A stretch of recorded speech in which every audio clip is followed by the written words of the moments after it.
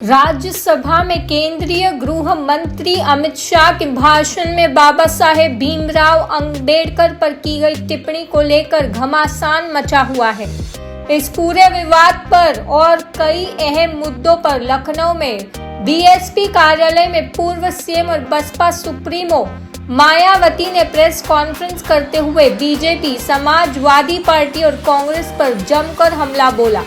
पूर्व सीएम मायावती ने कहा, भारतीय संविधान के निर्माता और दलितों व अन्य उपेक्षित वर्गों के मसीहा डॉक्टर भीमराव अंबेडकर के बारे में संसद में अमित शाह द्वारा इस्तेमाल किए गए शब्दों से बाबा साहब की गरिमा और अस्तित्व को गहरी ठेस पहुंची है और एक तरफ से उनका अपमान हुआ है।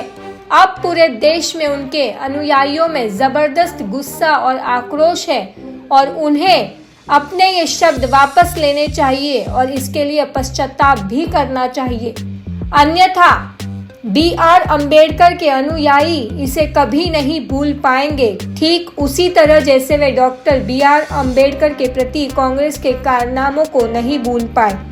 पूर्व सीएम मायावती ने कहा कि बीजेपी हो चाहे कांग्रेस हो और कंपनी जैसे लोगों की सभी दल अभी भी बाबा साहेब का सम्मान नहीं करते। उनका सम्मान भी छलावा रहा है, जैसा देखने को मिलता है। ये सभी पार्टियां बाबा साहब का नाम इस्तेमाल करके सिर्फ वोटों को लुभाने के लिए लगी रहती है। मैं वर्तमान पार्टी को भी चेतावनी दे रही हूँ कि अगर बाबा साहेब के नाम का इस्तेमाल करके वोट के लिए राजनीति बंद नहीं की गई तो इनको भी विरोध हमें पूरे देश में करना पड़ेगा। हमारी पार्टी को विरोध करना पड़ेगा।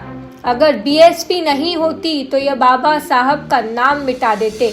बीएसपी को कमजोर करने के लिए इन लोगों ने छोटी छोटी स्वार्थी पार्टियों को अपने साथ जोड़ा ताकि बीएसपी कमजोर हो जाए। मायावती ने कहा, कांग्रेस पार्टी ने संविधान निर्माण में रहे बाबा साहब अंबेडकर के योगदान को भी मिटाने की पूरी कोशिश की। कांग्रेस पार्टी जरूर कामयाब हो जाती। कार्यों को आगे बढ़ाने के लिए अगर कांशीराम ने अपना पूरा जीवन नहीं दिया होता, जिस मंजिल तक पहुंचाने के लिए मुझे भी अपनी पूरी जिंदगी समर्पित करनी पड़ी।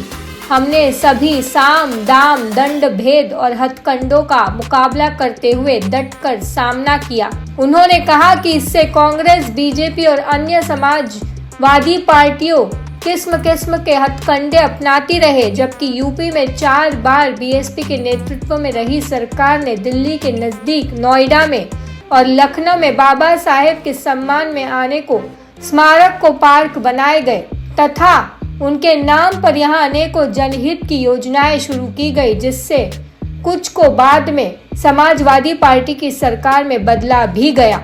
मायावती ने कहा कि बाबा साहेब ने कहा था कि कांग्रेस पार्टी कभी भी माफ करने लायक पार्टी नहीं है। इस पार्टी से वर्गों के लोग मेरे कभी भी जुड़ने की कोशिश ना करें, जिसका कांग्रेस पार्टी ने कदम कदम पर मेरा अपमान किया। मुझे इस पार्टी ने कानून मंत्री पद से इस्तीफा देने के लिए मजबूर किया।